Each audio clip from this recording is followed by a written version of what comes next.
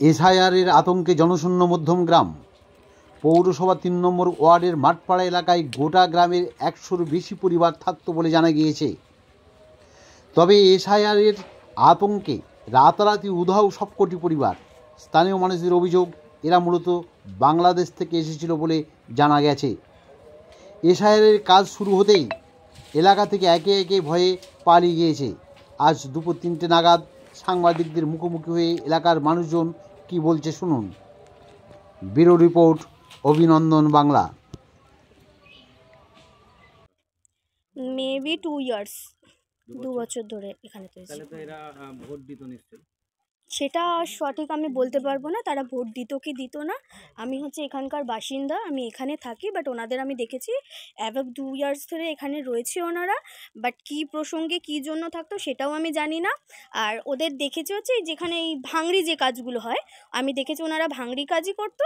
আর জবের থেকে এসআইআর যে ফর্মটা ডিক্লিয়ার করেছে বা চালু করেছে, তবের থেকে হচ্ছে ওনাদের আমি দেখেছি যে একে একে চলে যেতে দেখেছি। এই যে দীর্ঘদিন ধরে এরা এখানে বসবাস করতো, যারা আপনারা স্থানীয় বলছেন, তাদের মনে প্রশ্ন জাগে যে এরা কোথা থেকে এলো, কি বৃত্তান্ত? দেখুন, এইটা হচ্ছে এই প্রশ্ন জাগা বা প্রশ্নের বিষয়টা, এটা আমরা সঠিক জানতাম না। যার জমি যিনি ভাড়া দিয়েছে, এবার ভাবুন আপনার জমি আপনি ভাড়া দিচ্ছেন, সেখানে তো আমাদের অবজেকশন জানানোর কোনো রাইট নেই। এবার যদি সরকারও এটা বলেছে যে ইন্ডিয়ায় এসে সবাই বসবাস করতে পারে, বা মেবি এখন হচ্ছে এই আইনটা চালু হয়েছে, তখন সবাই একতাই ছিল না। তাই যখন উনি ওনার জমি হচ্ছে ভাড়া দিয়েছেন, তখন আমাদের এখানে অবজেকশন জানানোর কোনো পয়েন্ট ছিল না। জমিটা আমি সঠিক বলতে পারবো না, কারণ ওইদিকে একজনের জমি। হ্যাঁ, এসআইআর চালু হতে পালিয়েছে। তারপরেও কিছু কিছু ক্ষেত্রে অন্য বস্তিতে ট্রান্সফার হয়েছে। এবার কোন বস্তিতে কি সেই বৃত্তান্ত অতটা জানি না। মানে ফ্যামিলি নিয়ে থাকতো। কতজন আনুমানিক থাকতেন? আনুমানিক মেবি 150-200 ফ্যামিলি, তারও বেশি হতে পারে, কারণ ওদের সাথে আমাদের অত আনাগোনা বা পরিচয় নেই। কিভাবে ভোট দিত সেটাও বলতে পারবো না। এটা ওনারা কি করে ভোট দিত বা না দিত বা কি করতো, সেটা আমরা অতটা জানি না। বাংলাদেশি বা ভারতীয় সেটা বলতে পারবো না। এনারা জনগোষ্ঠী হিসাবে এসেছে, জনগোষ্ঠী হিসাবে একসাথে একতায় থাকতো। এবার অতটা ভেতরের খবর জানতে পারবো না। মানে যে এরা থাকতো বহাল তবিবলে, হঠাৎ করে একসঙ্গেই সবাই চলে গেল? একসঙ্গে না, মানে কিছু কিছু মানুষ রাত্রে গেছে, মানে যেরকম কিছু কিছু মানুষ রাতে গেছে, কিছু কিছু মানুষ দিনে গেছে। এবার একসাথে কিভাবে বেরিয়েছে, কিছু কিছু মানুষ আগে পেছে, এইভাবে গেছে। হ্যাঁ, প্রশাসন থেকে এখানে এসেছিল, দেখতে এসেছিল। তাদের সাথে, প্রশাসনের সাথে আমাদের সঠিক কথা হয়নি। আমরা শুধু দেখেছি প্রশাসন এসেছে, এইটুকুনি জাস্ট জানি যে প্রশাসন এসেছে। আমার নাম গ্লোরিয়া প্রামাণিক।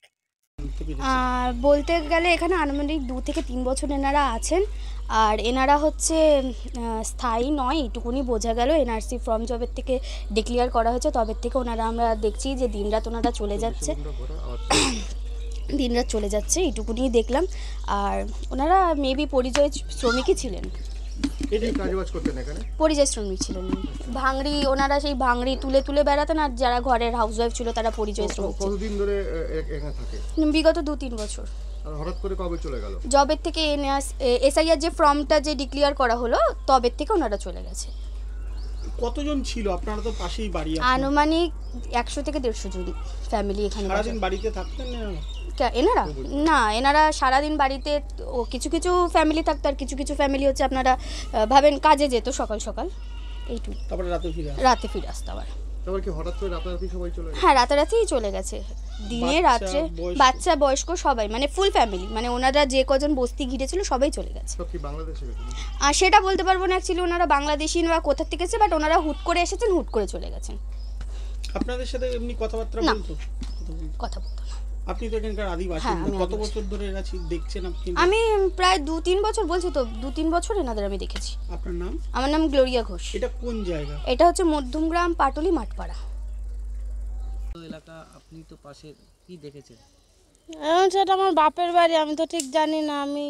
আমার শ্বশুর বাড়ি সারদা পড়লে আমার বাবা মাই বলতে পারবে কেন চলে। লোকজন থাকতেন? হ্যাঁ। তারপরে তারা কোথায় গেল? তারা কোথায় গেল রাতে এখন আমি বলতে পারবো না কোথায় গেছে। এখানে চলে গেছে? হ্যাঁ, চলে গেছে। থাকতো এখানে? এরকম 100 জন তো হবে। ওই এই কাগজ করে যেমন কুড়িয়ে টুরিয়ে বেড়াতো এসব। আপনাদের সাথে কথা বলতো? হ্যাঁ, কথা বলতো। কোথা থেকে এসছে, কি বৃত্তান্ত কিছু না, এগুলো বলেছেন? আমাদের কিছু বলেনি। তারপর কি রাতারাতি সব চলে গেল? হ্যাঁ, এদের কি সব ভোটার কার্ড ছিল? সবই তো ছিল, ওরা বলতো ভোট টোট দিত, তারপরে এদের এই লক্ষ্মী ভান্ডার টান্ডার সবই নাকি পেতো। আচ্ছা, এই লক্ষ্মীর ভান্ডারও পেত? সরকারি হ্যাঁ। সমস্ত সুযোগ সুবিধা পেত? হ্যাঁ, তাই তো ওরা তো বলে তাই। মানে ভোট টোট দিয়ে আসতো, ভোটার কার্ড হ্যাঁ, ছিল? সবই তো বলে। আপনি তো শুনেছেন এরা বাংলাদেশ থেকে এসেছিল তো মূলত। আমি ঠিক জানি না ওরা বাংলাদেশ থেকে এসেছিল কিনা, আমি ঠিক আমি তো এখানে থাকি না, আমার শ্বশুরবাড়ি সাওদা পড়লে, এখানে আমার বাবা মাই থাকে, ওটা আমার বাপের বাড়ি। বাপের বাড়িতে যখন আপনি হ্যাঁ। থাকতেন এদের কত বছর দেখেছেন? আমার তো বিয়ে হয়ে গেছে তাও অনেক দিন আগে আছে, ওরা এসে তাও 3-4 বছর হয়েছে ওরা এখানে এসেছে, তার বেশি না। এরা কি সারাদিন বাড়িতেই থাকতো না বেরোতো? না, এরা সকাল ভোরবেলা বেরোতো আর সন্ধ্যের সময় বাড়ি আসতো এরকম। তারপর আর কবে থেকে বাচ্চাগুলো নেই এরা? থাকতো, কবে থেকে নিয়ে? তাও 1-1.5 মাস হয়েছে চলে গেছে এখান থেকে। মানে জবের থেকে এসআইআর হয়েছে তবে? হ্যাঁ হ্যাঁ, কি হয়েছে? ওই এসে চালুর পর থেকে ওরা চলে গেছে, এখন কিসের জন্য গেছে আমি ঠিক জানি না। আপনার নাম? আমার নাম মামুনি দাস। আপনি লক্ষ্মীর ভান্ডার পান? না, আমার কোনো বয়স হয়নি তো কিন্তু নতুন। এই বাংলাদেশ থেকে এসে লক্ষ্মীর ভান্ডার পেয়ে যাচ্ছে। সে কি করে বলবো, আমি তো জানি না, আমার তো কোনো বয়স হয়নি, আমার এখন 22 বছর বয়স, আমি কি করে বলবো। ওরা যারা ছিল তাদের ভোটার কার্ডটা ছিল, লক্ষ্মীর ভান্ডার পেত সব? হ্যাঁ, ওনার ওই বাড়ির যাদের ছিল তার মধ্যে ওই ঠিকাদার কাকার বউ বলছিল আমার আছে সব কিছু, এটাই বলেছিল। ওনাদের নাম মনে আছে? না, নামটা মনে দু নেই। একজন কারোর নাম মনে- কবে থেকে চলে গেছে ওরা? আমি তো এসছি তো 2-3 দিন হচ্ছে এখানে এসেছে, আমি জানি না কবে গেছে, কিন্তু যখন এসছিল তখন উনি হলো যখন আমি মাঝে মধ্যে একবার এসেছিলাম তখনই ওরা এসে দেখছি চলে গেছে। এখানে বসবাস করে এরকম অনেক মানুষ আরে, আছে যারা মুখে ছায়া পড়ছে। লক্ষ্মীর ভান্ডার বা এই ধরনের সুযোগ সুবিধাগুলো পায় না, প্রকল্পের অনেক সুবিধাই পায় না, কিন্তু এনারা বাইরে থেকে এসে এত সুযোগ সুবিধা পাচ্ছে বা পেলো এতদিন ধরে, কি বলবেন? সেটা বলতে পারবো না, আমার তো সত্যি কথা বলতে আমার কোনো বয়স হয়নি, 22 বছর বয়স, আমি এখন কি লক্ষ্মী ভান্ডার পাবো, আমার 25 বছর না হওয়া পর্যন্ত তো আমি পাবো না। তো এবারে ওরা কি করে পাচ্ছে সেটাও বলতে পারবো না। চলে গেল ওনারা? এ কোথায় গেলে কি করে বলবো। কি নাম আপনার? আমার নাম মাম্পি বৈদ্য। কি দেখেছেন এখানে? আমি বলতে গেলে আমি এখানে থাকি না, আমি বাবার বাড়ি বেড়াতে এসেছিলাম, যতদূর মানে যখন এসেছিলাম তখন একবার এসেছিলাম তখন ওরা সবাই ছিল, প্রায় 1 মাস হয়ে গেছে, 1-2 মাস আমি এখন এবার কিছুদিন হচ্ছে আমি এখানে এসেছি, আবার ওরা চলে গেছে, এসে দেখছি। এবার কেন গেছে এবার সে তো বলতে পারবো না, এরা কোথা থেকে এসেছিল? কোথা থেকে এসেছে তা তো বলতে পারবো না। ও কি শুনেছি মানে ওরা লোকে যতক্ষণ ওরা এসেছিল ওরা যে ঠিকাদার মানে এখানে যে ছিল সে তো বলেছিল আমি বাংলাদেশে বাড়ি, এটাই বলেছিল। বাংলাদেশে বাড়ি? এদের হ্যাঁ। ভোটার কার্ডটা সব ছিল? হ্যাঁ, ওই ঠিকাদার কাকা বলেছিল আমার ভোটার কার্ড আছে, ওনার বউ লক্ষ্মী ভান্ডার টান্ডার সবই পায়, এগুলো বলেছে, আর কি, আর কিছুই না। কোথায়